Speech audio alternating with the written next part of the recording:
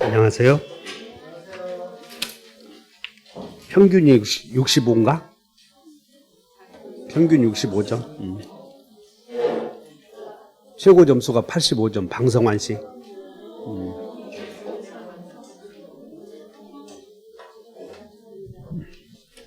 문제는 뭐 어려웠는지는 모르겠는데, 자, 해설 들어가 보죠. 일단 여러분들 법률행위 목적에서는 한 문제가 나오는데, 첫째, 여러분 정리를 한번 해보셔. 반사이냐 아니냐 요거 한 문제 나와. 반사일의 행위냐 아니냐. 반사일의 행위냐 아니냐. 두 번째는 반사회적 이중매매. 그러니까 반사일의 행위에서 반사 이중매매. 그리고 세 번째는 불공정한 행위.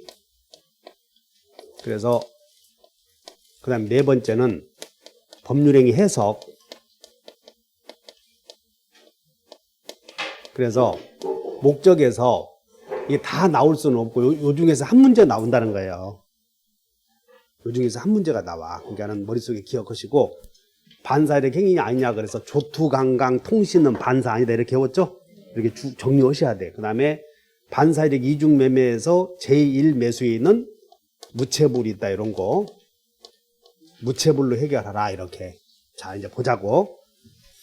X토지를 소유하는 갑은 이를 을에게 매도하고 매매대금을 모두 받았다. 그러면 이제 매매대금을 모두 이렇게 만약에 매매에서 매매대금을 모두 받아서 대금을 지급했고 인도해서 점유하고 있다 이렇게 나오면 유치권 물어보는 거야. 유치권 점유하고 있다. 그리고 이렇게 병에게 팔았다. 근데 올해 다른 자격 시험은 병이 이중 매매했다는 거 알았는데 요청을 갑이 한 거예요. 갑이 사가라 이렇게 요청을. 그럼 반사회적 행위 개수 아니겠어요? 요청을 누가 해야 된다고 했어요? 알고 요청해야지. 이 사람이 알고 요청해야 돼. 근데 알았는데 요청을 갑이 했다면 반사회적 행위 아니다. 이렇게 또 올해 다른 자격 시험에 많이 나왔더라고. 그런 질문이. 요청은 누가 해야 된다고?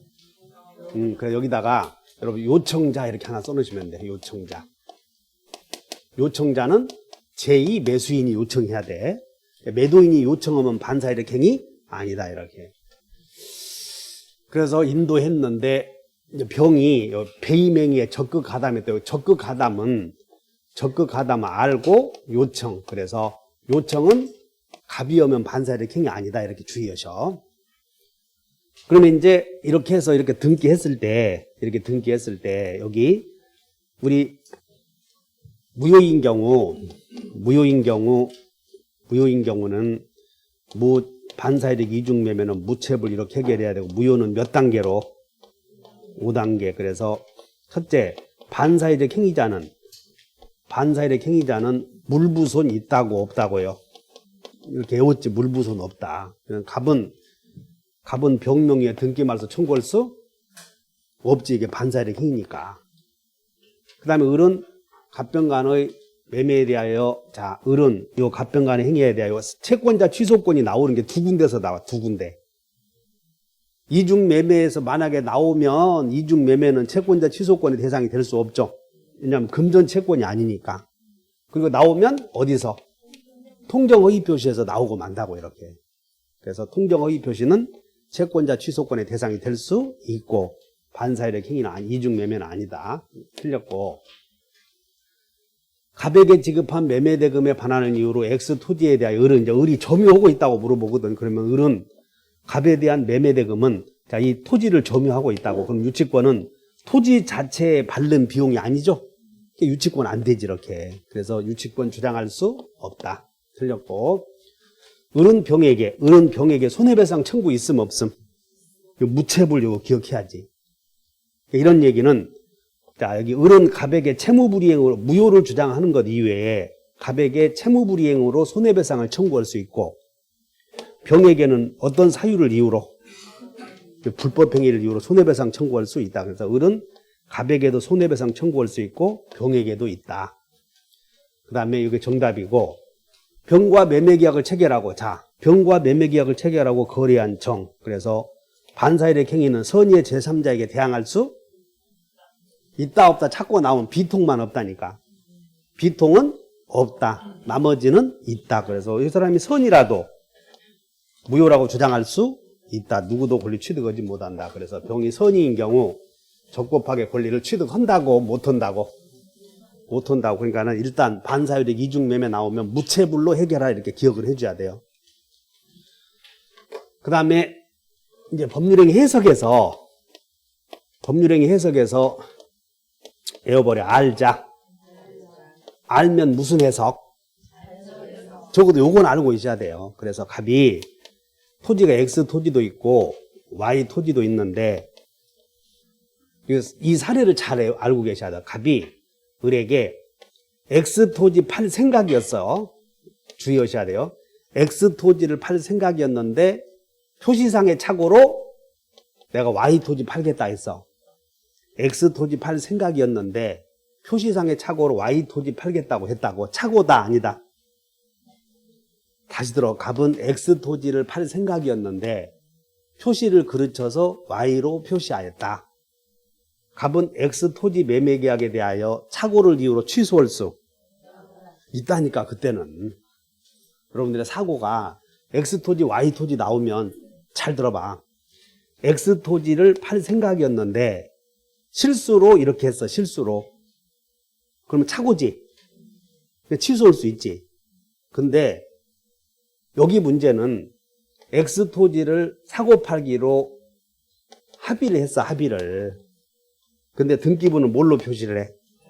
합의까지 해놓은 마당에 Y로 표시했으니 여기는 착오요 착오가 아니야.